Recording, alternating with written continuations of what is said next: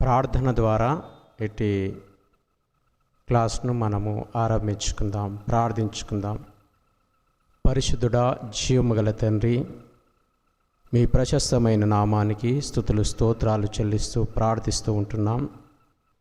ఇటు సమయంలో ఇదిగో తండ్రి, నిన్ను స్వంత రక్షకునిగా అంగీకరించడానికి మేము ఏమి నేర్చుకొనవలసి ఉన్నదో ఆ విషయాలను నేర్చుకోవడానికి ఇదిగో నీ మందిరంలోనికి నడిపించబడి ఉండగా నీ స్వరమును మాకు వినిపించి నీవే మాతో మాట్లాడి మమ్మల్ని సిద్ధపరచుమని యేసయ్య పరిశుద్ధ నామమును బట్టి ప్రార్థించి అడిగి వేడుకొనుచున్నాము తండ్రి, ఆమేన్. దేవునికి మహిమకరంగా కీర్తన పుస్తకంలో నుండి 383వ కీర్తన, ప్రార్థన వినడి పావనుడా. ప్రార్థన మాకు నేర్పుము.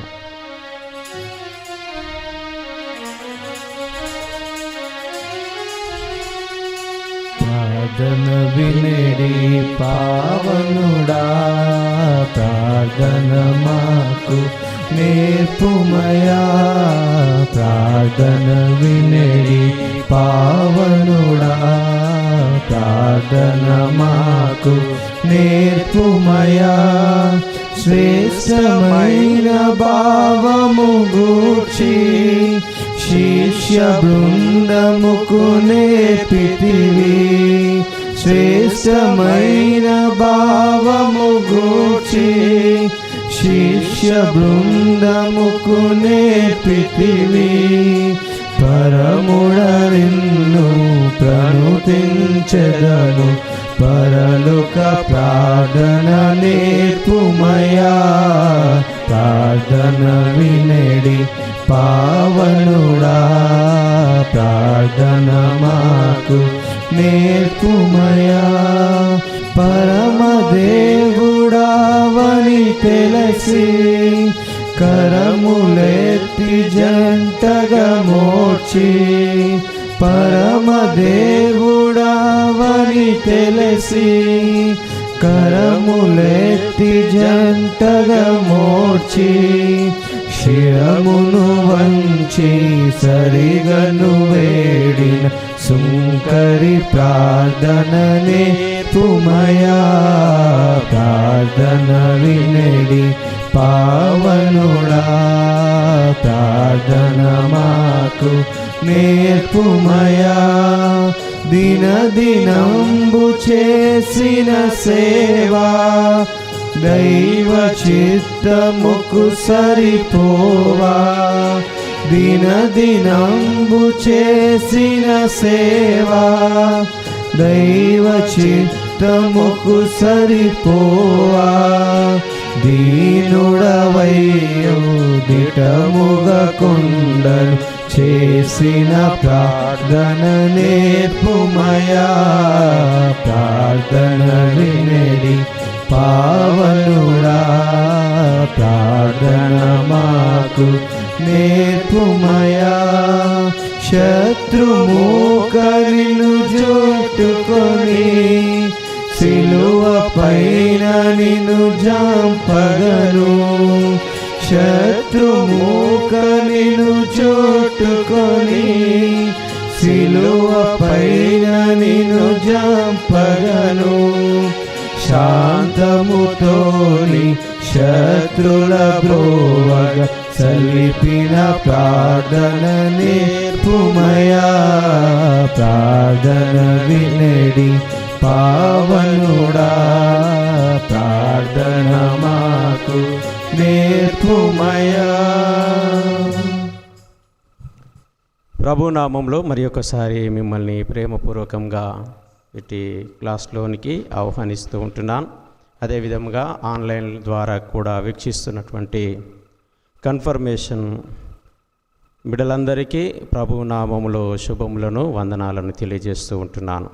ఇటు సమయంలో నేటి దినంన ఈ క్లాస్ కొరకు నాకు ఇవ్వబడినటువంటి అంశంగా జ్ఞాపకం చేస్తూ ప్రభు ప్రార్థన లేదా ప్రభువు నేర్పినటువంటి ప్రార్థన, పరలోక ప్రార్థన అనే దాని గురించి ధ్యానించడానికి ఇటు సమయాన్ని ఇటు సిద్ధపాటును దేవుడు నాకు ఇచ్చిన విధానమునకై దేవునికి వందనాలు చెల్లిస్తూ ఉంటున్నాను. అదే రీతిగా ప్రార్థన అనే ఈ యొక్క విధానాన్ని మనం చూసినట్లయితే దేనిని గురించి అయినా మనం ఎవరినైనా వేడుకోవడానికి, విన్నవించుకోవడానికి, అడగడానికి ఉపయోగిస్తున్నటువంటి ఆ యొక్క సంభాషణను గురించి లేదా మాట్లాడుటను గురించి మనము ఆలోచన చేసినట్లు మనం జ్ఞాపకం చేసుకోవచ్చు. ఏదైనా మనకు కావాలి అని అనుకున్నప్పుడు వారిని విన్నవించడం, మాట్లాడడం, అడగడం మనం చూస్తూ ఉంటాం. అంతేకాకుండా ఈ ప్రార్థన యొక్క ప్రాముఖ్యతను మనం చూస్తే దేవునితో మనము సంభాషించుట, దేవునితో మనము మాట్లాడేటటువంటి విధానంలో ఎలాంటి సిద్ధపాటు కలిగి ఉన్నాం, మాట్లాడేటటువంటి యోగ్యత మనకుందా, మాట్లాడుట ద్వారా అనుకూలమైనయే మనం మాట్లాడగలుగుతున్నామా, అవసరతను బట్టి మాట్లాడగలుగుతున్నామా అనే ఆలోచన మనం చేయవలసినటువంటి సిద్ధపాటు మనం కలిగి ఉండాలి. మన ఈ యొక్క క్రైస్తవ విశ్వాస ప్రయాణంలో మనం చూసినట్లయితే ప్రార్థనలను గురించి ఆయా రకాలుగా మనం చెప్తున్నటువంటి సందర్భాలను మనం చూస్తాం. ప్రార్థనలను ఈ యొక్క నాటి యూదా సాంప్రదాయంలో ఉన్నటువంటి పరిస్థితులు నేటి క్రైస్తవ సమాజంలో కూడా అవి ప్రయాణము చేస్తున్నట్లుగా ప్రార్థన గురించినటువంటి అంశాలను మనం చూస్తూ ఉంటాం. మత్తయి సువార్త 6వ అధ్యాయము 5వ వచనం నుంచి 15వ వచనం వరకు గల ఈ యొక్క భాగంలో ఈ యొక్క ప్రార్థనను గురించి యేసుక్రీస్తు ప్రభుల వారు మాట్లాడుతున్నట్లుగా మనం చూస్తాం. మత్తయి సువార్త 5వ అధ్యాయం నుంచి 7వ అధ్యాయం వరకు మనం చూసినట్లయితే ఇది కొండమీది ప్రసంగం. కొండమీది ప్రసంగంలో యేసుక్రీస్తు ప్రభుల వారు తన శిష్యులకు బోధిస్తూ, నేర్పిస్తూ, తనను వెంబడించేవారు, తనని అనుసరించేవారు, తన మాదిరిని లోకంలో కనపరచడానికి సిద్ధపరచబడుతున్నటువంటి వారు ఏ విధమైనటువంటి సిద్ధపాటు వారు కలిగి ఉండాలనేటటువంటి విషయాలను విశదీకరిస్తూ, విశ్లేషణ చేస్తూ, అర్థవంతంగా వారికి బోధిస్తున్నటువంటి సందర్భంలో ఈ సంఘటనని చెప్తూ వస్తున్నట్లుగా మనం చూస్తూ ఉంటాం. అలాంటి సందర్భంలోనే ఈ యొక్క పరలోక ప్రార్థనను కూడా జ్ఞాపకం చేస్తూ ఉంటున్నాడు. తనను వెంబడిస్తున్నటువంటి ఈ రోజును మీరందరూ కూడా కన్ఫర్మేషన్ పొందడం ద్వారా దేవుణ్ణి స్వంత రక్షకునిగా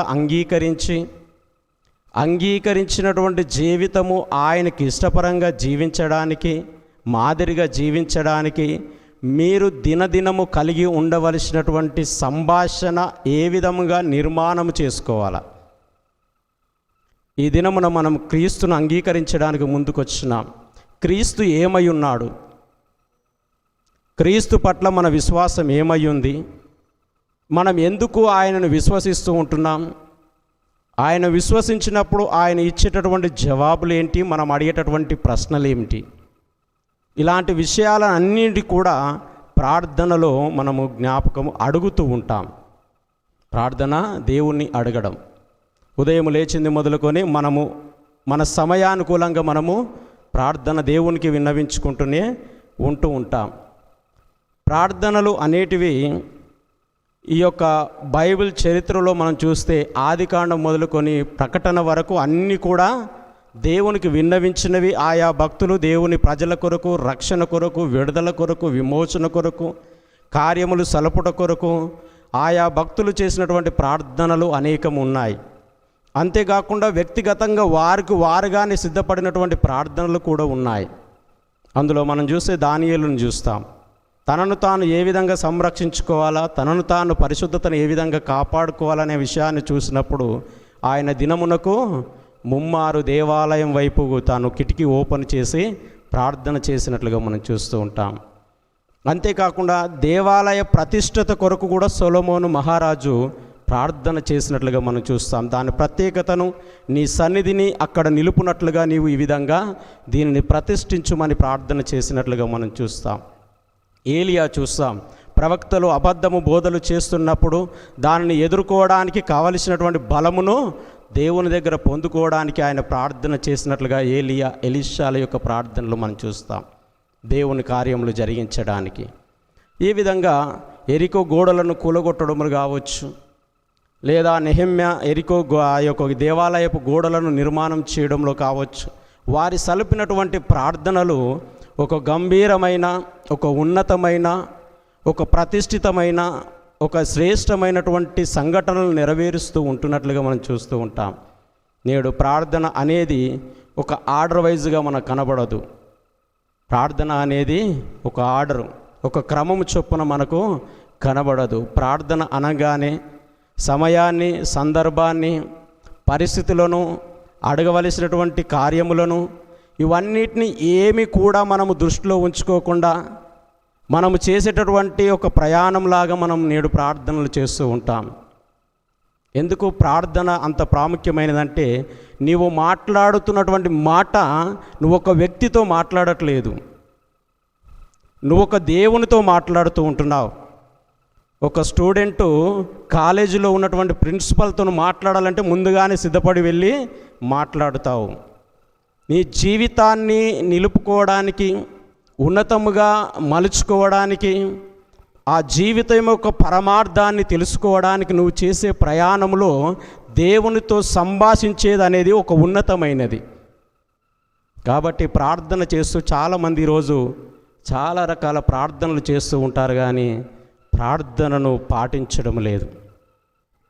ప్రార్థన ఏ నోరుతోనైతే ప్రార్థన చేస్తున్నావో ఆ నోటితో ఉచ్చరించినటువంటి ఆ పదాల యొక్క గౌరవాన్ని, ఆ పదాల యొక్క ఉన్నతిని, ఆ పదాల యొక్క నైతికతను, ఆ పదాల యొక్క విలువలను కాపాడలేనటువంటి ప్రార్థనలు ఈరోజు చేస్తూ ఉంటున్నారు.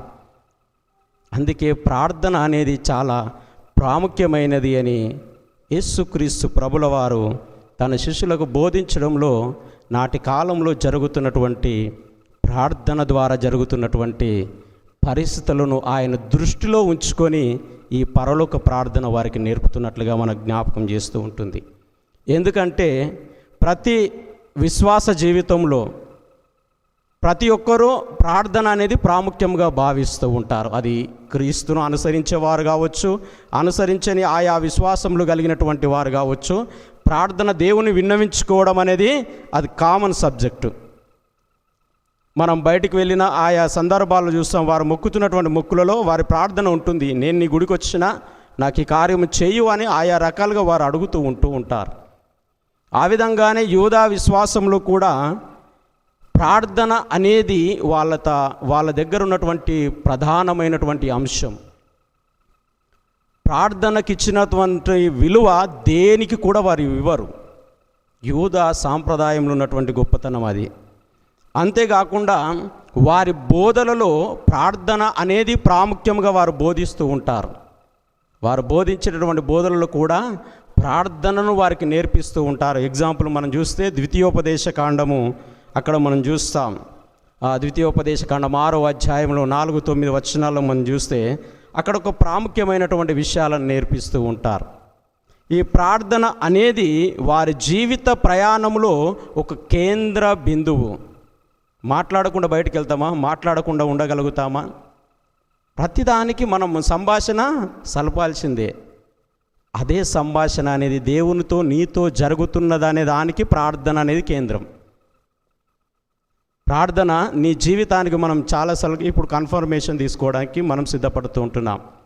నీ లైఫ్లో, నా లైఫ్లో మనం నేర్చుకోవాల్సిన, జీవితంలో నేర్చుకోవాల్సింది ఏంటంటే, నేను దేవునితో మాట్లాడగలను, దేవుడు నాతో మాట్లాడగలడు అనేది కన్ఫర్మ్ మనము చేసుకోవాలి. ఈ కన్ఫర్మ్ చేసుకున్నప్పుడు ఎవరితో మాట్లాడినా కంట్రోల్ చేయగలిగినటువంటి శక్తి మనకు వస్తుంది. లోకంలో మనం అందరితో కలిసిమెలిసి జీవించవలసిన వారమే, కానీ దేవునితో కలిసిమెలిసి జీవించినప్పుడు ఈ యొక్క పరిస్థితులన్నింటినీ మనము అర్థం చేసుకోగలుగుతాం. అందుకే యూదా సాంప్రదాయంలో వారికి ఈ రబ్బీల బోధలలో ప్రార్థన అనేది చాలా ప్రాముఖ్యంగా జ్ఞాపకం చేస్తున్నారు. కానీ యేసుక్రీస్తు ప్రభు కాలంకు వచ్చేసరికి యేసుక్రీస్తు ప్రభుల వారు ఈ ప్రార్థనలను ఖండిస్తూ ఉంటున్నాడు. ఎందుకు ఈ ప్రార్థనలు ఆయన ఖండిస్తూ ఉంటున్నాడు? ఎందుకు ఈ ప్రార్థనలు వారిని హెచ్చరిస్తూ ఉంటున్నాడు? ఎందుకు ఈ ప్రార్థనలు అంతగా వారి జీవితాలలో మెరుగైనటువంటి జీవితాన్ని అందించలేకపోతున్నాయి అనే విషయాలను అన్నిటిని జ్ఞాపకం చేస్తూ ఉంటాడు. అందులో సుమారుగా ఒక 9 అంశాలు మనకు కనపడతాయి. ఈ యొక్క 5వ వచనం నుంచి మనం చూస్తే 9వ వచనం వరకు సుమారుగా ఒక 9 అంశాలు మనకు కనబడతాయి. ఎందుకంటే ప్రార్థన అనేది రాను రాను ఒక ఆచారంగా మారిపోయింది. ప్రార్థన అనేది ఏదో చేసేయాల్సింది ఉంది కాబట్టి చేసేస్తాం. ఈరోజు మనం కూడా బిడ్డ ప్రార్థన చేసుకున్నామంటే డాడీ చేసేసుకున్నా, ఏం చేసుకున్నామంటే ఆ చేసుకున్న దాని గురించి కూడా మనకు అవగాహన ఉండదు. ఒక్కొక్కసారి ఏం చేసుకున్నామో ఆ బాధ్యతను కూడా నెరవేర్చావు. దేవా ఈరోజు నన్ను దీవించు. ఎప్పటి వరకు వెయిట్ చేస్తున్నావు? సాయంత్రం వరకు నువ్వు వెయిట్ చేయాలి. 24 hours దీవించుమన్నావు, దీవిస్తాడు దేవుడు. కానీ ఆ దీవించు అనే పదాన్ని మనం మర్చిపోతూ ఉంటాం. ఇది ఏమైపోయిందంటే రాను రాను ఆచారంగా అది కొనసాగించబడుతున్నది. అనగా ఆధ్యాత్మికత అనేది నశించిపోయింది, ఒక ఆచారంలోనికి వెళ్ళిపోయింది. ప్రార్థన అనగానే మనం చాలాసార్లు ప్రార్థన కోరికకు వెళ్తున్నామండి. ఏం ప్రార్థన కోరికకు వెళ్ళినామో మనందరికీ తెలియాలి. ఆ ప్రార్థన కోరిక నిన్ను నన్ను ఏం హెచ్చరించింది అది మర్చిపోతాం. కానీ ఎంతమందితో కూర్చొని వచ్చినాం, ఎంతమందితో మాట్లాడొచ్చినాం, ఏం విన్నాం అనేది కూడా మర్చిపోతాం. కాబట్టి ప్రార్థన అనేది మన ఆధ్యాత్మికతను బలపరిచేదిగా ఉండాలి. నువ్వు సంభాషిస్తున్నావంటే కొన్ని నేర్చుకోగలగాల. టీచర్తో మాట్లాడుతున్నావంటే టీచర్ దగ్గర ఉన్నటువంటి విలువైన సమాచారము మన దగ్గరికి రావాలా, మనం అడగాల, పొందుకోవాలా. ఇది నశించిపోయింది. అంతేకాకుండా ప్రతి యూదుడు వాళ్ళు ఒక అలవాటు చేసుకున్నారు. ప్రతి ఉదయము ఇప్పుడు నేను చెప్పినటువంటి ద్వితీయోపదేశ కాండము 6వ అధ్యాయం 4వ వచనం నుంచి 9వ వచనం వరకు ఇది షెమ్మ అని వారు ఉచ్చరిస్తూ ఇది కంటత చేస్తారు.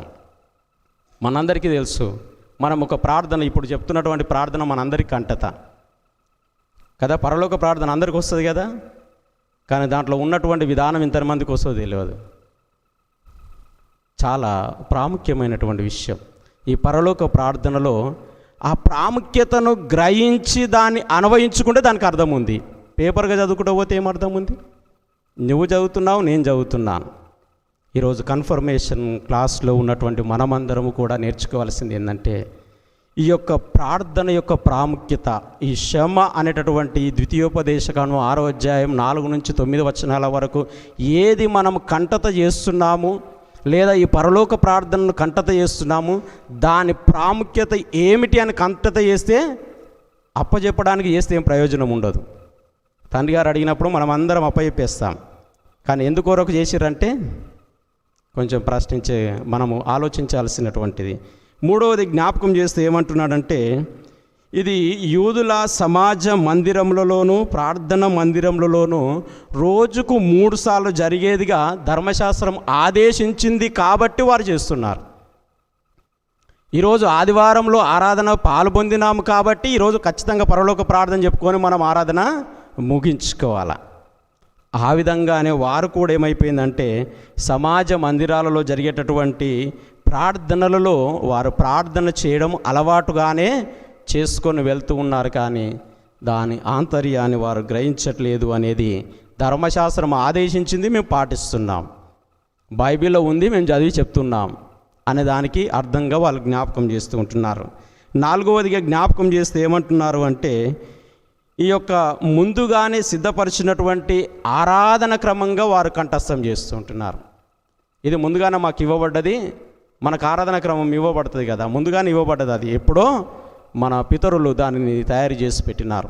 అది పట్టుకొని పోతే దాన్ని ఏం చేసినాము అనేది అక్కడికి తీసుకొని పోయి చదివి ఇంటికి పోతే అయిపోతుంది. కానీ ఇక్కడికి వచ్చి చదివిన ప్రతి మాట మనం పరిశీలించాలి. నాకు ఒక మాట బాగా ఇష్టం ఆరాధన క్రమంలో, మా మనస్సాక్షిని మరలా జీవింపచేయము. ఎంతమంది సండే రోజు ఆ వచనాన్ని ప్రెజ్ చేయగలుగుతున్నారో నొక్కి చెప్పగలుగుతున్నారో తెలియదు. కానీ మనం ఆరాధన క్రమం అనుసరిస్తున్నాం. ఎందుకు అనుసరిస్తున్నాము? ఇది ఈరోజు తప్పిపోయినామేమో మళ్ళీ వారమన్నా తప్పిపోకుండా కాపాడుకోవడానికి, అదేదో చదువుకొని ఒక క్రమశిక్షణగా క్రమంగా వెళ్ళిపోవడానికి కాదు. దాంట్లో ఉన్నది మనం అన్వయించుకోవడానికి దానికి ఉచ్చరిస్తున్నాం. ఇది మర్చిపోతాం చాలాసార్లు. ఈ యూదులు కూడా ఆ విధంగానే ఒక ఆరాధన క్రమాన్ని ఏర్పాటు చేసుకున్నారు ప్రార్థన కొరకు. దాన్ని పట్టుకొని పోయి పాటించడం మొదలు పెడుతూ ఉంటున్నారు. 5వది ఏం చేస్తున్నారంటే వీరు సమయాన్ని కూడా పెట్టుకున్నారు ప్రార్థన కొరకు. మనం అపోస్తల కార్యముల గ్రంథంలో చూస్తాం కదా, సాయంకాలం 3 గంటలకు పేతురు యోహానులు యెరూషలేము దేవాలయంలోనికి వెళ్ళి ప్రార్థన చేయడానికి వెళ్ళినట్టుగా అపోస్తుల కార్యంలో మనం చూస్తాం. ఇక్కడ ఏమైపోయిందంటే ప్రార్థన అనేది ఈ సమయాన్ని కేటాయించడం ద్వారా ఈ సమయాల్లో మనం ప్రార్థన చెయ్యొద్దేమో అనే ఆలోచన బయటకు మనము వెళ్ళగక్కుతుంటున్నాం. ఈరోజు ఈ సాయంకాలం మనకి టైం ఉంది అంటే ఈ సమయం దాటిన తర్వాత మనం ప్రార్థన చెయ్యొద్దు. సమాజంకు అర్థమవుతున్నటువంటి విధానం ఇది. యేసుక్రీస్తు కాలం వచ్చేసరికి వాళ్ళు 9 గంటలకు చేయాలా చేస్తే 12 గంటలకు చేయాలి చేస్తే 3 గంటలకు చేయాలి. దినమునకు ఎన్నిసార్లు? 3 సార్లు మాత్రమే ప్రార్థన చేయాలి. మిగతా సమయంలో ప్రార్థన చెయ్యొద్దు అనేటటువంటి అపోహ పబ్లిక్లోనికి వెళ్ళిపోయింది. అందుకే ప్రార్థన అనేది అనేకులకు ఏమవుతుందో దూరం చేయబడుతుంది. ఈ సమయము అసమయం అనక ప్రార్థించాలని దేవుని వాక్యం జ్ఞాపకం చేస్తాడు యేసుక్రీస్తు ప్రభు. కానీ వీళ్ళు ఏం చేస్తున్నారంటే ప్రార్థన కూడా ఒక సమయాన్ని కేటాయించడం ద్వారా అనేకులు దేవునితో మాట్లాడడానికి అవకాశమును కోల్పోతూ ఉంటున్నారు. ఇప్పుడు మనలో చాలామంది ఈ సమయాన్ని సద్వినియోగం చేసుకోలేరు, కానీ ఆన్లైన్ ద్వారా చూడగలుగుతున్నారు. అంతేకాకుండా ఇంకా రేపటి దినమున కూడా దాన్ని ఏం జరిగిందని వీక్షించగలుగుతున్నారు. అనగా సమయాన్ని అనేకులకు అందుబాటులోనికి తెచ్చేదిగా ఉండకుండా సమయాన్ని కంట్రోల్ చేసేదిగా ప్రార్థన మారిపోయింది. అనగా సమయాన్ని విభజించింది. ఇది ఒక తప్పుగా యేసుక్రీస్తు ప్రభుల వారు హెచ్చరిస్తూ ఉంటున్నారు. అంతేకాకుండా ఈ ప్రార్థన అనేది స్థలాలకే పరిమితం చేసినారు. అనగా సమాజ మందిరంలోనే ప్రార్థన చెయ్యాలా, దేవాలయంలో మాత్రమే ప్రార్థన చెయ్యాలా, ఇంకా వేరే దగ్గర ప్రార్థన చేయడానికి ఇప్పుడు ఇక్కడికి అందుకోలేము. మన ఇల్లు ఉంది, మనం ప్రార్థన చేసుకోవచ్చు. మన ఎక్కడనో నిలబడ్డ ఉన్నాం, అప్పుడు అత్యవసరం మన పరిస్థితి, మనము ఏ క్లిష్ట పరిస్థితులు ఉన్నో మనకు తెలియదు. అనగా దేవాలయంకు పరిగెత్తుకొని వచ్చి ప్రార్థన చేసే ఆ సమయం మనకు లేదు. వీళ్ళు ఏమన్నారంటే నువ్వు ఖచ్చితంగా దేవాలయంలోనికి వెళ్ళాలా, లేదంటే సమాజ మందిరంలోనికి వెళ్ళాలా. అక్కడికి వెళితే ప్రార్థన చేస్తేనే ప్రార్థన దేవుడు వింటాడు అనేటటువంటి ఆ పరిస్థితులు తీసుకొని వచ్చినారు. ఇలాంటిది గమనించినాడు. కేవలము దేవాలయంలో ప్రార్థించడము అనడం ద్వారా అనేకులు కూడా ఆయన్ను ఆరాధించడానికి అవకాశమును సద్వినియోగం చేసుకోలేరు. ఇలాంటి పరిస్థితులు యేసుక్రీస్తు ప్రభుల వారి కాలానికి. 7వదిగా మనం చూస్తే ఇది చాలా భయంకరమైనటువంటి సంఘటన. దీర్ఘ ప్రార్థనలు. నేను ఎదుర్కొన్నాను ఈ దీర్ఘ ప్రార్థనలు 7th క్లాస్ చదివేటప్పుడు. మాకు ఉదయకాలం ప్రార్థన ఉంటుండే. ఈ లెంటు దినాలలో ఉదయకాలం 5 నుంచి 6 గంటల వరకు ఉంటుండే. ఒక అమ్మ వస్తుండే, ప్రార్థన చేస్తుండే. ఆ ప్రార్థన ఎట్లుంటుండే అంటే కనీసం 1 అవర్ చేస్తుంది ఆమె. మేమేం చేస్తుంటే వెళ్ళిపోయి మా పనులు మేము చేసుకొని ఆఖరికి వచ్చి ఆమెను అంటుంటే వచ్చి అదొక రోజు అయితే వింటుంటే మేము దినదినము 40 రోజులు అదే మా పరిస్థితి. ఇక్కడ జ్ఞాపకం చేస్తుంది ఏంటంటే చాలామంది నాటికి అపోహలో ఉన్నటువంటిది ఏంటంటే దీర్ఘంగా గంటల తరబడి ప్రార్థన చేస్తేనే దేవుడు వింటాడు, దీర్ఘంగా సమయాన్ని ఎక్కువ గడుపుతాయనే దేవుడు వింటాడు. ఈ ఆలోచనలోనికి మానవులను క్రైస్తవత్వం నాటి యూదా మతము వారిని నడిపించిందండి. అందుకే ప్రార్థన నేర్పవలసినటువంటి అవసరం ఎందుకు వచ్చిందనే విషయాలను మనం చూస్తూ ఉంటున్నాం.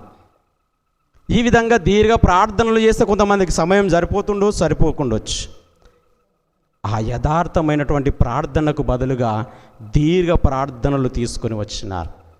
ఈ యూదులు, ఈ పరిసయ్యులు ఇంకొక విధంగా తయారైనారు. ఏ విధంగా అంటే మనుషులకు కనబడాలని సందులలోను వీధులలోను ఆయా సభలలోను గొప్పగా ప్రార్థన చేసి కనబడాలని చూస్తారు. ఈ వచనాలను మనం చూస్తాం. గవినుల దగ్గర, వీధులలోను, సంతలలోను గొప్ప గొప్ప ప్రార్థనలు చేస్తూ ఉంటారు. ఈ ప్రార్థనల ద్వారా దేవుడు వింటున్నాడు, మనుషులు మనల్ని గౌరవిస్తున్నారు అనేటటువంటి తాపత్రయంతో మనం ప్రార్థనను మలుచుకుంటూ ఉన్నాం. ఈరోజు చాలామంది ప్రార్థనలు కూడా ఆ విధంగానే చేస్తున్నారు. ఒకటి దీర్ఘ ప్రార్థనలు. నేను ప్రార్థన చేస్తే గంట సేపైనా నేను లేవనండి, చాలా సంతోషం. కానీ అందులో దేవునికి ఇష్టమైన పదాలు ఎన్ని ఉన్నాయి, నీకు ఇష్టమైన పదాలు ఎన్ని ఉన్నాయి, నిన్ను నడిపించే బలపరిచేటి, నీ చుట్టూనటువంటి సమాజమును ప్రభావితం చేసేటివి ఎన్ని పదాలు నీవు ఉపయోగించుతున్నాము. దేవుని వాక్యం అయితే ఒక మాట జ్ఞాపకం చేస్తుంది, విస్తరించి మాట్లాడుట వలన దోషము ఉండక మానదు. విస్తరించి మాట్లాడడం వలన దోషము ఉండక మానదు అనేది. అందుకే ఇక్కడ జ్ఞాపకం చేస్తే ఏంటంటే మనుషులకు కనబడాలనే ప్రార్థనలు కాదు అంటున్నాడు. మనుషులకు కనబడేటటువంటి ప్రార్థనలు వద్దని జ్ఞాపకం చేస్తూ ఏమంటున్నాడంటే, అన్యజనుల వలె ప్రజల ఆకర్షణ కొరకు కూడా ప్రార్థనలు చేస్తూ ఉంటున్నారు. నన్నే చూడాలా అని గట్టిగా ప్రార్థన చేస్తారు. నన్నే చూడాలనే ఇంకో రకమైనటువంటి ప్రార్థనలు కూడా ఈ మధ్యన వచ్చినాయి కదా. ఏముచ్చరిస్తారో ఏమో తెలియదు, కానీ ప్రార్థనలు చాలా భయంకరమైనటువంటి ప్రార్థనలు చేస్తున్నారు ఈరోజు మందిరాలలోని. బయట ఎక్కడన్నా కావచ్చు, కానీ మందిరాలలోనే ప్రార్థనలు. వారు ఏమి ఉచ్చరిస్తారో, వాళ్ళు ఏమి అరుస్తూ ఉన్నారో కూడా తెలియదు. కానీ నాటి ప్రార్థనకు నేటి ప్రార్థనకు చాలా వ్యత్యాసం ఉన్నదండి. నేను చాలాసార్లు కూడా బైబిల్ నుంచి మనం పక్కకు తొలగినామంటే మనల్ని కంట్రోల్ చేసేది ఏది కూడా లేదు. మన ముందు బైబిలే ఉండాలా. నేను అందుకే ఎన్ని విషయాలు వచ్చినా కానీ దాని గురించి ఎక్కువగా నేను ఆలోచన చేస్తూ ఉంటాను. అందుకే అన్యజనుల్లాగా అందరూ ప్రజలు నన్నే చూడాలని ప్రార్థన చేయకూడదు. ప్రార్థనలో ఒక క్రమం ఉంది, ప్రార్థనలో ఒక విషయం ఉంది, ప్రార్థనలో ఒక బలమైనటువంటి కార్యం ఉంది, ప్రార్థనలో ఒక సాధన చేసేటటువంటి రక్షణ ప్రణాళిక ఉంది. ఇలాంటి ప్రార్థనను, ఒక క్రమబద్ధీకరించబడినటువంటి ప్రార్థనను మన ఇష్టానుసారంగా మనం వాడుకుంటూ ఉంటున్నాం. మనం చూస్తే పాత నిబంధనలు చూస్తే వాళ్ళు దీర్ఘ ప్రార్థనలు ఎక్కడ చూసినట్టుగా మనం చూడలేదు. వాళ్ళ ప్రార్థన అడిగినారు అంటే అయిపోయిందని వెళ్ళిపోయిన. అన్న ప్రార్థించింది, ఏలి అక్కడ ఉన్నటువంటి ఆయన చూసి ఏమన్నాడు, నీ ప్రార్థన దేవుడు విన్నాడు, వెళ్ళిపో అన్నాడు. విన్నాడా లేదా? రేపు వచ్చి మళ్ళా కలవాలనా అని అనలేదు. అన్న వచ్చి అన్నదా? అనగా ఈరోజు కన్ఫర్మేషన్ తీసుకుంటున్నటువంటి మనము ప్రార్థన యొక్క ప్రాముఖ్యతను మనం గమనించాలి.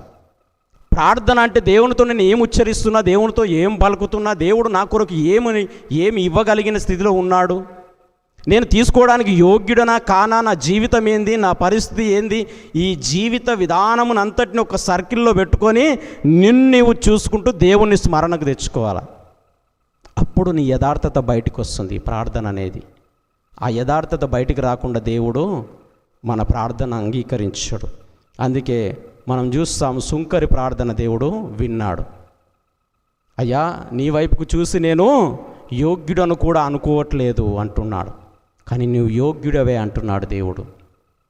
అది విరిగి నలిగిన హృదయముతో ప్రార్థన చేయడం నేర్చుకోవాలి. ఏదో పబ్లిక్ చూస్తున్నారని, గంటల తరబడి చేస్తున్నానని ఆలోచనతోని కాదు అనే విషయాన్ని జ్ఞాపకం చేస్తూ ఉంటున్నాడు. అందుకే వీటన్నిటిని దృష్టిలో, ఈ 9 అంశాలను దృష్టిలో పెట్టుకొని యేసుక్రీస్తు ప్రభుల వారు తనను వెంబడిస్తున్నటువంటి శిష్యులకు 6 అంశాలను నేర్పించున్నాడు. మీ ప్రార్థనలు ఇట్లుండొద్దు. నన్ను వెంబడిస్తున్నారు అంటే, నన్ను అనుసరిస్తున్నారంటే, నన్ను కలిగి జీవించడానికి ఇష్టపడుతున్నారు అంటే, నన్ను అంగీకరిస్తున్నారు అంటే, మీరు ఈ విధమైనటువంటి ప్రార్థన మీకు యోగ్యమైనది కాదు అని చెప్పి వారికి ప్రార్థన నేర్పిస్తూ ఉంటున్నాడు. అందుకే ఆయన జ్ఞాపకం చేస్తూ 9వ వచనంలో ఏమంటున్నాడు, కాబట్టి మీరు ఇలాగూ ప్రార్థన చేయండి. ఆయన ఇలాగూ ప్రార్థన చేయడని ఆయన నేర్పుతూ ఏమంటున్నాడంటే, తన దగ్గర ఉన్నటువంటి వారికి జ్ఞాపకం చేస్తూ, పరలోకమందున్న మా తండ్రి. నీ ప్రార్థనలో ఒక క్రమం ఉండాలా. నువ్వు ప్రార్థించినప్పుడు మనం చాలాసార్లు ప్రార్థనను గమనిస్తే దేవుని యొక్క నామాన్ని ఉచ్చరిస్తూ మహిమపరుస్తూ ప్రార్థనలోనికి ప్రవేశిస్తాం. ప్రార్థనలో ఒక క్రమం ఇది. దేవా నువ్వు ఉన్నతమైనటువంటి వ్యక్తివి. అక్కడ జ్ఞాపకం పరలోకమందున్న మా తండ్రి. తండ్రి అనేటటువంటి తల్లిదండ్రులను సంబోధించినట్లుగా ఇక్కడ జ్ఞాపకం చేస్తుండు. అనగా తల్లి తండ్రితో పిల్లలు ఏ విధమైనటువంటి సంబంధము కలిగి ఆ యొక్క అవసరాన్ని తీర్చుకోగలుగుతారో, ప్రార్థన చేసేటటువంటి ప్రతి ప్రార్థన యోధుడు దేవునితో అలాంటి సంబంధం కలిగి ఉండాలండి. ఇప్పుడు మీరు మీ డాడీ దగ్గరికి వెళ్ళి అడుగుతారు, మీ మమ్మీ దగ్గరికి వెళ్ళి అడుగుతారు, ఏమన్నా దాపరికంగా అడుగుతారా? ఫేస్ టు ఫేసే, డాడీ నాకు ఇది కావాలా, మమ్మీ నాకు ఇది కావాలా. దేవుని దగ్గరికి కూడా మీరు ఆ విధంగానే రావాలా. దేవునితో ముఖాముఖి సంభాషణ చేసినట్లుగా నీ ఎదుట ఆయన ఉన్నాడు అని నువ్వు ప్రార్థన చేయాలా.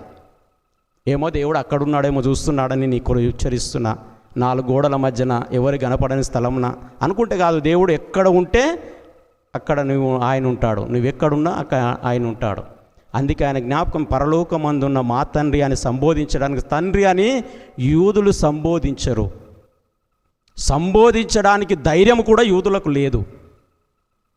అలాంటి క్లిష్టమైనటువంటి పరిస్థితులు ఆయన నేర్పిస్తున్నటువంటి ప్రార్థన ఏంటంటే, నీవు దేవునితో ఏ విధమైనటువంటి సంబంధం కలిగి ఉండాలి అంటే, ఇదిగో ఇలాంటి తండ్రి అనేటటువంటి యోగ్యత పిల్లలుగా మీరు స్వీకరించబడ్డారు అనేటటువంటి అవగాహనతో నీవు అడగడం నేర్చుకోవాలి. ఈరోజు కన్ఫర్మేషన్లోనికి వస్తున్నటువంటి మనము గట్టిగా నిలబడాలంటే మనం ఎవరితో మొదటి సంబంధం పెట్టుకోవాలండి? దేవునితోటే. నా దగ్గర వచ్చి విన్నవించినంత మాత్రాన, మీ డాడీ మమ్మీ దగ్గర పోయి విన్నవించినంత మాత్రాన మీ అవసరాలు తీర్చగలుగుతారేమో, కానీ నీకొచ్చే కష్టాలను, నీకొచ్చినటువంటి అపోహలను, నీలో ఉన్న బలహీనతలను ఎదుర్కొనే శక్తి వారికి లేదు. శరీరరీత్యా మన అవసరాలు తీరుస్తుండొచ్చు, నీ ఆధ్యాత్మిక సంబంధమైన అవసరతలు ఎవరు తీర్చలేరు అనేది జ్ఞాపకం చేస్తూ ఉంటున్నాడు. అందుకే ఆయన నేర్పడంలో కూడా ఒక సార్వత్రికమైనటువంటి ఆలోచన ఇస్తాడు. నా తండ్రి అనలేడు, ఏమన్నాడు? మా తండ్రి. ఆ సార్వత్రికమైనటువంటి ఆలోచన దేవునిది. దేవుని మాతృత్వము లేదా పితృత్వము అనేది ఇది ఒక వ్యక్తికి ఆపాదించింది కాదు. అందుకే యూదులు మాకే దేవుడు అనే అపోహల్లోనే వారు తప్పిపోయినారు. నేడు క్రైస్తవుడు కూడా మాకే దేవుడు యేసుక్రీస్తు అనే అపోహలు ఉండకూడదు. దేవుడు ఎప్పుడు, ఎక్కడ, ఎవరిని ఏ విధంగా తీసుకొస్తాడో మనకు తెలియదు. బైబిల్ గ్రంథంలో అనేక సత్యాలు ఉన్నాయి మనకు. ఎగ్జాంపుల్గా కోరేషిని తీసుకుంటాం. ఎరిగినటువంటి వాడు కాదు, కార్యం జరిపించుకున్నాడు. కాబట్టి ప్రార్థన చేసేటప్పుడు మన ప్రార్థన అనేది ఇది సార్వత్రికమైనటువంటి ఆలోచనలోనికి తీసుకొని రావాలనేది గ్రహించేటటువంటి మనస్సును మనకిస్తుంది. రెండవది మనం చూస్తే, నీ నామము పరిశుద్ధ పరచబడునుగాక. మొదటిగా దేవుని యొక్క ఔన్నత్యాన్ని, గొప్పతనాన్ని మనం జ్ఞాపకం చేసుకుంటే, రెండవది ఆయన నామాన్ని జ్ఞాపకం చేసుకోవాలా. ఈ నామం అంటే ఏందో మనకు తెలియకపోతే మనం అడగలేము. ఎగ్జాంపుల్గా మన డాడీ, మన మమ్మీ మనకు తెలియకపోతే మనం ఎవరిని అడుగుతాం? వారిని అడగాల, వారు తెలవాల మనకు. దేవుడు కూడా ఈ నామము అనేటటువంటి మాట ఒక ప్రత్యేకమైన, ఒక పరిశుద్ధమైన, ఒక వేరైనటువంటి దానిని గురించి ఈ పరిశుద్ధ నామము చూపిస్తూ ఉంటుంది. కాబట్టి ఈ నామంలో నువ్వు ఎందుకు ప్రార్థన చేస్తున్నావంటే ఆయన గుణలక్షణాన్ని నీకు తెలవాలా, ఆయన వ్యక్తిత్వము నీకు తెలవాలా, ఆయన జీవిత విధానం తెలవాలా, ఆయన చేసేటటువంటి కార్యాలు నీకు తెలవాలా. అప్పుడే ఆయన నీవు అడగగలుగుతావు. మనం అడగగలుగుతున్నామంటే అది తీర్చగలిగిన సామర్థ్యం మన డాడీ మమ్మీ దగ్గర ఉండాలా. అది మనకు కార్యము జరిగించేదై ఉండాలా. అది మనకు ప్రయోజనమైనదై ఉండాలా. ఏది పడితే అది మనం కొనుక్కోలేం. అందుకే నామము అనేది ఇశ్రాయేలు జనాంగంలో చాలా ప్రాముఖ్యమైనది. పేరు అనేది నేటికి నీవు ఎట్లున్నావని చూడదు, నీ పేరు చెప్తే చాలు, నీ జీవిత విధానం అంతటి చెప్పేస్తారు. ఎందుకంటే నేను చూసేవాళ్ళు నిన్ను ఎట్లా గుర్తుపెట్టుకుంటారు? నీ పేరును బట్టే గుర్తుపెట్టుకుంటారు. ఒక మనిషిగా మనల్ని ఎవరు గుర్తించరు, కానీ పేరును బట్టి గుర్తిస్తారు. ఆ పేరేంది? ఈరోజు మీరు కలిగి ఉండబోతున్నటువంటి పేరేందంటే యేసు క్రీస్తు నామములో మీరు ఆయన యొక్క బిడ్డలుగా చేర్చబడబోతూ ఉంటున్నారు. కాబట్టి ప్రార్థన చేసేటప్పుడు నేను దేవుని కుమారుడును, నేను దేవుని కుమార్తెను, ఆయన నామమును వ్యర్థపరచును. ఈ ఆలోచన ధోరణి కొరకు ఆయన నామమును పరిశుద్ధతలో ఉంచుమని జ్ఞాపకం చేస్తూ ఉంటున్నాడు. ఈ పరిశుద్ధత అనేటటువంటి మాటకు మార్టిన్ లూథర్ ఒక మాట జ్ఞాపకం చేస్తాడు. ఏమంటే, ఎప్పుడు మన జీవితము సిద్ధాంతములు నిజమైన క్రైస్తవ్యాన్ని కలిగి ఉంటాయో అప్పుడే దేవుని నామము ఘనపరచబడుతుందంట. మన జీవితము, మన సిద్ధాంతాలు ఇవి ఎప్పుడు కాపాడబడితే, ఎప్పుడు ఇది క్రైస్తవత్వాన్ని పెంపొందించగలిగితే అప్పుడే దేవుని నామానికి ఘనత వస్తుంది. ఈరోజు కన్ఫర్మేషన్ తీసుకున్నంత మాత్రాన, ఈరోజు క్రైస్తవులం అయినంత మాత్రాన, ఈరోజు క్రైస్తవ కుటుంబంలో పుట్టినంత మాత్రాన దేవునికి నామానికి ఘనత రాదండి. అది కలిగి జీవించినప్పుడే ఆయనకు ఘనత వస్తుంది. పుట్టిన దాన్ని, అంగీకరించిన దాన్ని నీవు నిలకడక కాపాడుకున్నప్పుడే దేవుని నామానికి మహిమ వస్తుంది. ఆ మహిమ కొరకు ఆయన జ్ఞాపకం చేస్తుండు. క్రైస్తవులుగా నన్ను వెంబడిస్తున్నటువంటి వారుగా, నా శిష్యులారా, మీరు దేవుడు ఏమై ఉన్నాడో తెలుసుకోండి. ఆయన సృష్టికర్త, ఆది ఆల్ఫా ఒమేగా, ఆయన ఆది అంతమై ఉన్నటువంటి వాడు. ఆయన నామంలో ఇది జరుగుతున్నది. మూడవది జ్ఞాపకం చేస్తుంది ఏంటంటే ఆయన రాజ్యము, ఆయన చిత్తం. యేసుక్రీస్తు ప్రభుల యొక్క బోధలకు కేంద్ర బిందువు ఏంటంటే రాజ్యము. దేవుని రాజ్యము సమీపించి ఉన్నదని ఆరంభంతో ఆయన సువార్తలు మనం చూస్తాం.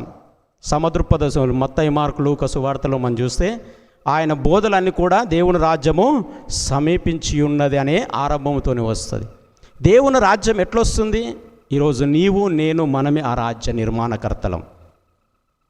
నీతిగా జీవించడం, విలువలు కలిగి జీవించడం, పరిశుద్ధంగా జీవించడం, పవిత్రతను లోకానికి అందించడం, కలుషితము కల్మషము చీకటి సంబంధమైనటువంటి జీవితాన్ని అంతటిని దూరపరిచి వెలుగు సంబంధమైనటువంటి జీవిత నిర్మాణముతోనే దేవుని రాజ్యము స్థాపించబడుతుంది అనే అవగాహనతో ప్రార్థన చేయాలంటున్నాడు.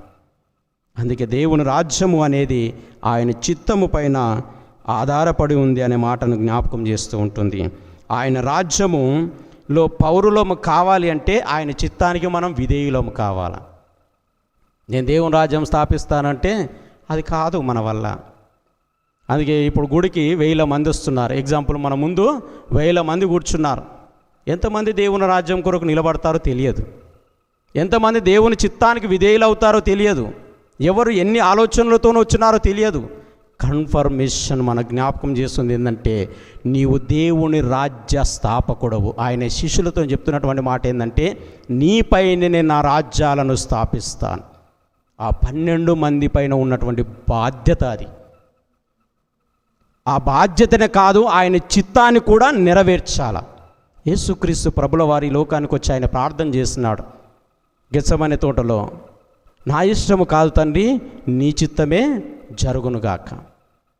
దేవుణ్ణి అంగీకరించి ప్రార్థన చేస్తున్నామంటే మన ఇష్టాలను కాదు. చాలామంది ఏం చేస్తారంటే దేవుని పైన ఒత్తిడి చేస్తారు. ఒత్తిడి చేస్తేమంటారు, ఈ నైట్ కల్లా ఇదిగా జరిగిపోవాలా, ఈ రాత్రి కల్లా ఇది మా డాడీ నాకు ఇవ్వాల్సిన ఇచ్చేయాలా, నేను అడిగిందంతా ఇప్పటికిప్పుడే నెరవేర్చబడాలా. అది ఇవ్వాలా ఇవ్వకూడదా, ఇచ్చినాక నువ్వు కాపాడుతావా కాపాడుకోలేవా, ఇవన్నీ తెలిసినటువంటి వాడు దేవుడు. ఈ సమయంలో ఇవ్వాలన్నా కొద్ది సమయాన్ని చూపించాలా, ఇవన్నీ తెలిసినటువంటి బ్రాడ్ ఆలోచన అండి ఇది విశాల దృక్పథం ఇది. కాబట్టి దీనిని ఆలోచన చేయగలగాల. ఇక్కడ ఇంకొక మాట జ్ఞాపకం చేస్తే ఏమంటున్నాడంటే దేవుని రాజ్యము చిత్తములో ఉండాల్సింది మనము దేవుని రాజ్య స్థాపకులము అని ప్రార్థన ద్వారా సిద్ధపడాలా, విధేయులము కావాలా. చివరిగా 4వదిగా జ్ఞాపకం చేస్తే ఏమంటున్నాడంటే మా అనుదిన ఆహారం నేడు దయచేయము, మాకు దయచేయమంటున్నాడు. ఆహారం అనే దాని గురించి వివిధ పండితుల అభిప్రాయాలు ఉన్నాయి. ఆహారం అనే దాని గురించి కొంతమంది మన్నాను సంబోధిస్తూ ఉంటారు. ఏ రోజు ఆహారం ఆ రోజు వారికి ఇచ్చిండని.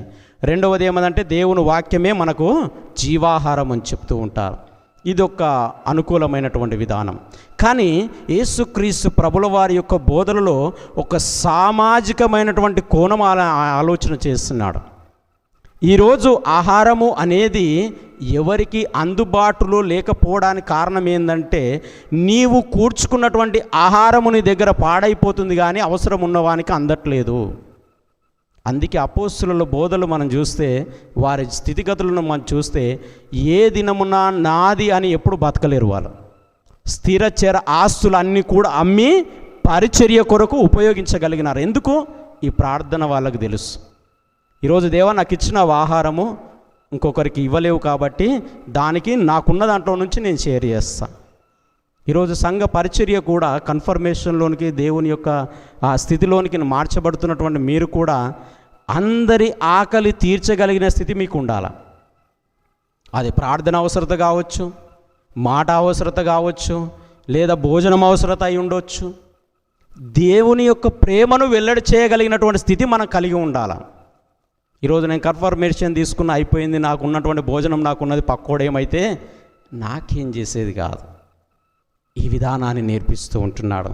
అందుకే ప్రార్థన అనేది అవసరతలో ఉన్నటువంటి వారి యొక్క అవసరతలు కూడా నీవు ప్రార్థించగలగాలి. ఎప్పుడు యేసుక్రీస్తు ప్రభుల వారు మీరు చూడండి, తన కొరకు తాను ప్రార్థన చేసుకోమని ఎప్పుడు చెప్పలేదు. క్రైస్తవుడు కూడా తన కొరకు, ఇప్పుడు చాలామంది ఏమవుతుందంటే మన గురించి మనం చేసుకుంటున్నాం కాబట్టి పక్కన గురించి ఆలోచన చేస్తలేము, మన గురించి మనకు రావట్లేదు. ఎందుకంటే మనం చేసే ప్రార్థనకు అంతగా ఎఫెక్టివ్ లేదు. ఇక్కడ జ్ఞాపకం చేసేది కూడా అంతే. అక్కడ జ్ఞాపకం అనుదిన ఆహారం ఏంటంటే మాకెంత కావాలనో మాకు ఇయ్యి, మా పక్కవారు కూడా ఇయ్యి.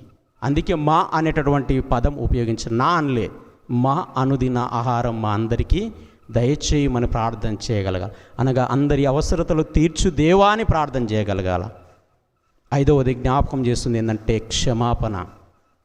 మా రుణస్థులను మేము క్షమించినట్లు మా రుణములను క్షమించు. యేసు ప్రభుల వారు ఆయన ప్రాణము పెట్టుట ద్వారా మన పాపములన్నిటికీ విమోచన కలిగింది. మనం క్షమించబడ్డాము, కానీ మన చుట్టూ ఉన్నటువంటి వారిని క్షమించే స్థితి మనకు లేదు. క్షమించే ఆలోచన, ఈరోజు నీవు నేను క్షమించబడుతున్నాం, ఈరోజు కన్ఫర్మ్ కావడానికి మీరు సిద్ధంగా ఉన్నారు అనగా మీకు కలిగినటువంటి ఈ జన్మతో వచ్చినటువంటి ఇప్పటి వరకు వచ్చిన మీ సమస్త తెలిసి తెలియని పాపములకు అన్నిటికీ ఆ రోజు ముగింపు జరుగుతుంది.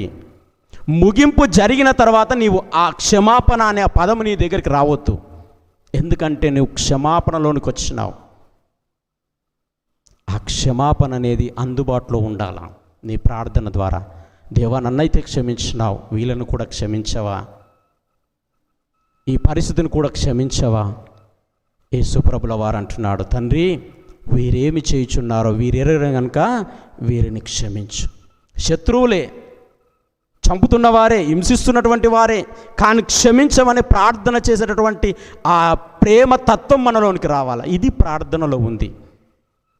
నేను బాగుంటే అనేది కాకుండా ఆ క్షమించాలనేటటువంటి ఆ పదాన్ని మనం ఉపయోగించగలిగినటువంటి స్థితిలో మనం ఉండాలా. మన అక్కరలే కాదు, మనం ఇతరులను క్షమించే అక్కరలు కూడా మనం కలిగి ప్రార్థనలో ఉచ్చరించగలగాల. అందుకే శిష్యులందరూ కూడా కొడుతున్నా, చంపుతున్నా, సిలువలు వేస్తున్నా, వాళ్ళని గాయపరుస్తున్నా, వీరేం చేస్తున్నారు, వీరిని క్షమించి అంటున్నాడు. ఎగ్జాంపుల్ స్టెఫెన్ రాళ్లతో కొడుతుంటే ఏమంటున్నాడు, వీరిని క్షమించు దేవా అంటున్నాడు. అపోస్తుల కార్యంలో మనం చూస్తూ ఉంటాం. అందరి శిష్యులు ఆ విధంగానే ఈరోజు కన్ఫర్మేషన్ తీసుకున్నటువంటి మనలో కూడా క్షమాపణ గుణం అనేది ఉండాలి. చివరిగా జ్ఞాపకం చేస్తూ 6వది ఆయన ఏమంటున్నాడు అంటే, శోధనలోనికి తేక దుష్టుని నుండి తప్పించు. మనందరికీ తెలుసు ఈ లోకమంతా దుష్ట క్రియలతో నిండి ఉంది. ఈ దుష్ట క్రియలతో నిండి ఉన్నటువంటి జీవితంలో చిన్న ఎగ్జాంపుల్ జ్ఞాపకం చేస్తాను. కుమ్మరి పురుగు మీ అందరికీ తెలుసో తెలియదో, లేదంటే తామర పువ్వు మీ అందరికీ తెలుసు. తామర పువ్వు పెరిగేటటువంటి స్థలమే బురద. అది బురదలోనే పెరుగుతుంది, కానీ దాని మీద బురద వేసి చూడండి ఉండదు, నీటి బిందువు లాగిట్లుంటుంది, వెళ్ళిపోతుంది. క్రైస్తవ జీవితము అనేది శోధనల గుండానే ప్రవేశిస్తుంది. శోధన లేకుండా క్రైస్తవుడు లేడు, క్రైస్తవత్వం లేకుండా శోధన లేదు. ఆ రెండు విభజించడానికి ఆయన వచ్చినాడు. ఆయన ప్రార్థన కూడా అంతే. శోధనలు ఎదుర్కోవడానికి ఆయన ప్రార్థన చేసినాడు, కానీ ఎవరిని నిందించలేదు, ఎవరికి అవకాశము ఇవ్వలేదు. అందుకే యేసుక్రీస్తు శోధించబడడానికి ఆ కొండకు వెళ్ళినప్పుడు ఆయన ప్రార్థన ద్వారానే అపవాదిని ఎదుర్కొన్నాడు. తన శక్తి సామర్థ్యముల మీద ఆయన ఆలోచన సలపలేదు. ఈ శోధనలు అనేటివి ఒక 4 రకాలుగా వస్తాయి. మీరు జ్ఞాపకం చేసుకోండి, వీలైతే రాసుకోండి. మొదటిది బాహ్యపరంగా వస్తాయి. బాహ్యపరంగా ఇదేంటంటే మన సహవాస దోషం. మనందరికీ తెలుసు కదా, ఫ్రెండ్షిప్ అక్కడి నుంచి వస్తుండొచ్చు, లేదా మనం చూస్తున్నటువంటి సమాజం నుంచి కూడా వస్తుండొచ్చు శోధన. ఎందుకంటే సమాజం అంతా ఎప్పటికప్పుడు అప్డేట్ అవుతుంది, ప్రభావితం చేస్తుంది, కదిలిస్తుంది సమాజాన్ని. అక్కడి నుంచి రావచ్చు. రెండవది ఏంటంటే నిన్ను బాగా ప్రేమిస్తున్నవారు లేదా నువ్వు బాగా ప్రేమిస్తున్న వారి నుంచి కూడా రావచ్చు. ఎందుకంటే యేసుక్రీస్తు చాలా ప్రేమించిండు ఎవరిని? ఇస్కరియోతు యూదాను. కానీ ఆయన ప్రేమించలేదు. ఆయన ఎప్పుడు ఆయన నమ్ముకోవడానికి ప్రయత్నం చేస్తున్నాడు. శోధన ఎట్నుంచి అన్నా రావచ్చు. నేను ప్రేమించిన వారి నుంచి రావచ్చు, నువ్వు ప్రేమిస్తున్నటువంటి దగ్గరున్నటువంటి వారి వల్ల కూడా రావచ్చు. మూడవది ఏంటంటే వ్యక్తిగత ఘర్షణలు. నేనేమై ఉన్నా మన అంతరంగంలో కదా ఘర్షణలు జరుగుతుంటాయి. అయ్యో నేను ఇప్పటివరకు ఇట్లా జీవించిన కదా, ఇప్పుడు ఇట్లా అవుతుంది ఏంది, నా పరిస్థితి ఏంది, నా జీవితం ఏంది, మనలో సంఘర్షణ జరుగుతుంది. దానికి జవాబు మనకు దొరకదు. దానికి జవాబు దొరకాలి అంటే నీవు నీ జీవితంలో ఈ అనుభవాన్ని నేర్చుకోవాలా. దేవుడు సృష్టికర్త, ఆయన నామం ఉచ్చరిస్తే రక్షణ వస్తుంది, ఆయన నా జీవితానికి కావలసిన శరీర ఆకలి అనగా ఈ శోధన ఆకలి తీర్చేస్తాడు. ఇలాంటి అనుభవంలోనికి మనల్ని మర్చుకోవాలా. 4వది జ్ఞాపకం చేస్తుంది ఏంటంటే మానవునిలో ఉన్నటువంటి బలహీనతల ద్వారా, మనలో ఉన్నటువంటి మనిషిలో ఉన్నటువంటి బలహీనతలు. ఆ బలహీనతలు ఎట్లుంటుందంటే స్వనీతి, అహంకారము, గర్వము, నాది అనేటటువంటి ఈగో, ఇలాంటి ద్వారా మనం శోధనలోనికి వెళ్ళిపోతూ ఉంటాం. ఇవన్నీ మనకు ఉండకూడదు ప్రార్థన చేసేటటువంటి వారికి అనేటటువంటి విషయాన్ని జ్ఞాపకం చేస్తూ ఉంటుంది. కాబట్టి పరలోక ప్రార్థన తన శిష్యులను సిద్ధపరచడంలో ఆయన జ్ఞాపకం చేస్తుంది ఏంటంటే ఈ లోకంలో ఇవి జరగకుండా వారేందో జరిగించుకోవడానికి ప్రయత్నం చేస్తారు. నన్ను వెంబడిస్తున్నటువంటి వారు మీరు జరిగించవలసినవి ఏమిటి అంటే, ఇదిగో ఈ విధం పరలోకమందున్న మా తండ్రి నీ నామము పరిశుద్ధ పరచబడునుగాక, నీ రాజ్యము వచ్చునుగాక, నీ చిత్తము ఈ భూమి మీద పరలోకంలో నెరవేర్చబడునుగాక. మేము ఏ దినమున ఏమి దినాల్లో ఏం కావాలో మా అవసరతలు తీర్చు. అంతేకాకుండా మేము ఏ విధంగా ఇతరులను క్షమిస్తే మమ్మల్ని ఆ విధంగా క్షమించు. క్షమించడమే కాకుండా మాకు కావలసినటువంటి ఈ జీవితంలో ఏ శోధనలు మమ్మల్ని అంటకుండా నీవు తప్పించు అనేటటువంటి ధోరణిలో ఈ సర్కిల్లో ప్రార్థన చేయాలని బలమైన ప్రార్థనను, కొత్త ఒరవడిని యేసుక్రీస్తు నేర్పించినాడు. కాబట్టి ప్రార్థనకు సిద్ధపడుతున్నటువంటి మనము కూడా ఈ విధమైనటువంటి సిద్ధపాటు కలిగి బలమైనటువంటి విశ్వాస సమాజముగా రాబోయే కాలంలో కాబోయే నాయకులు కావచ్చు, సంఘాన్ని భుజాలపైన మోసేటటువంటి యోధులు కావచ్చు, సంఘాన్ని ఎప్పుడు కూడా నీ ప్రార్థన జీవితంలో నాశనము చేసేటటువంటి ఆలోచన ధోరణి ఎప్పుడు నీ ఉండకుండా ఉండాలి అంటే జాగ్రత్త ప్రార్థనను నేర్చుకో.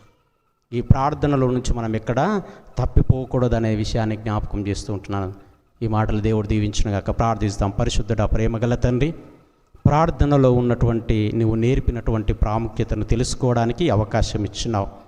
ఇదిగో నిన్ను అంగీకరించి స్వంత రక్షకునిగా ఇదిగో అనుభవించడానికి ఇష్టపడుతున్నటువంటి బిడ్డలను మీరు దీవించి ఆశీర్వదించండి. ప్రార్థనలోని ప్రాముఖ్యతల ద్వారా వారిని వారు కట్టుకోవడానికి, నీ నామమును గణపరచడానికి, మహిమపరచడానికి తగిన నడిపింపును నీవు దయచేయమని యేసయ్య పరిశుద్ధ నామమును బట్టి ప్రార్థించి అడిగి వేడుకొనుచున్నాము తండ్రి. ఆమేన్.